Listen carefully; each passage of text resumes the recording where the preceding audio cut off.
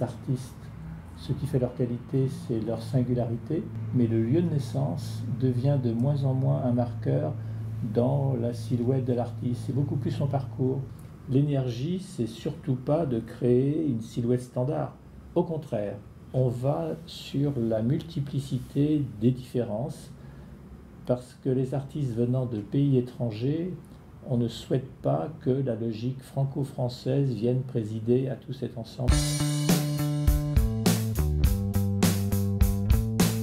Avant de venir à Paris, j'ai passé 5 ans à Toulouse où j'ai fait les Beaux-Arts. Et l'école des Beaux-Arts de Toulouse est un des souscripteurs de la Cité internationale, c'est-à-dire qu'elle a un studio à son nom. Et donc, comme c'est elle qui loue l'atelier, c'est elle qui sélectionne le résident. Donc ça a été mon cas au début. Et puis après, quand j'ai voulu prolonger, j'ai soumis mon dossier qui a été accepté pour une prolongation.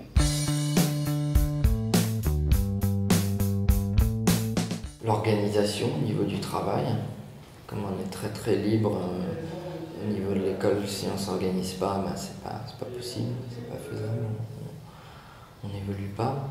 Techniquement, c'est indéniable que les cours de l'école des Beaux-Arts m'ont fait quand même pas mal progresser. Être aussi en rapport avec d'autres artistes, rencontrer des gens.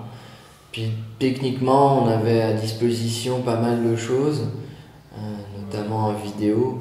Moi, en arrivant, j'avais une toute petite pratique de la vidéo, vraiment c'était très à côté de ce que je faisais en dessin.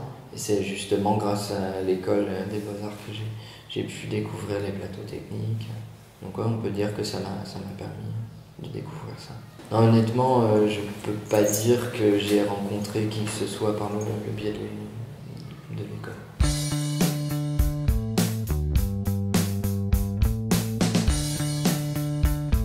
Je crois que le parcours un peu atypique m'a permis de me faire une petite place ici, quoi, puisque je vais avoir 60 ans et que j'ai passé le concours, j'avais 51 ans, et j'ai refait tout le cursus à l'école des Beaux-Arts. Et j'ai eu une autre activité avant. Pendant près de 28 ans, j'ai été conseiller d'entreprise en management. C'est une vraie rupture. Je crois que là, j'ai certainement une vraie déformation professionnelle ou au contraire qui me sert. Je suis peu prise au dépourvu.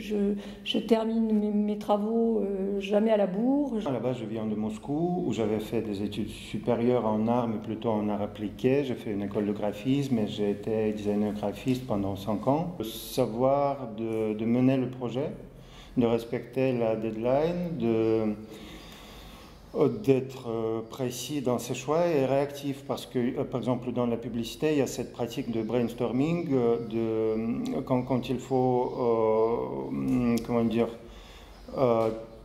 tenter et chercher partout pour trouver une idée et l'idée qu'il faut, inattendue et précise en même temps, en peu de temps. Avant, je faisais un petit peu de peinture et beaucoup de graphisme pour gagner ma vie.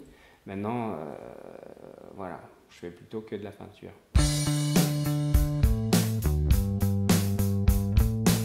Je crois qu'on a à peu près une proportion quasiment de 2/3 d'artistes qui ont une autre activité dite alimentaire ou la plus proche possible de leur activité artistique pour avoir un complément de revenus. Aujourd'hui, bon nombre d'artistes vivent en dessous du seuil de pauvreté. Je me finance moi-même en travaillant à côté. Je finance complètement mes projets pour avoir le contrôle total de ce que je fais.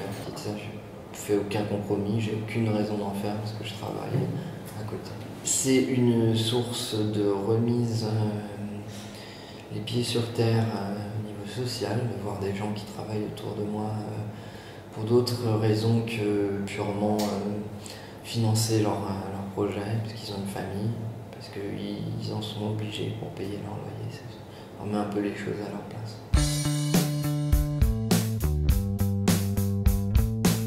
C'est une volonté pour moi de chercher à tout le temps évoluer, hors du cadre un peu scolaire de l'école, les rencontres, les centres d'intérêt changeants ont fait que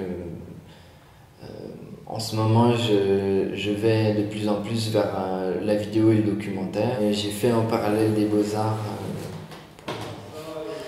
du fait que je ne me reconnaissais pas complètement dans le cursus des beaux-arts. J'ai fait une école, une fac de japonais où j'étais jusqu'au master. J'ai fait un master sur un réalisateur japonais. Ça m'a permis, par le biais des études, d'être un peu plus à l'aise pour rencontrer des gens dans le milieu de l'art japonais. De fil en aiguille, j'ai une galerie qui me représente au Japon.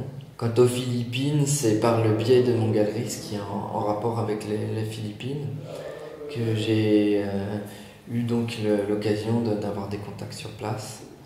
Et moi je suis passionné de boxe en fait depuis longtemps, et donc de Pacquiao de fait. Et ça faisait un moment que je voulais faire une vidéo sur le monde de la boxe, et donc je suis parti pour ce faire.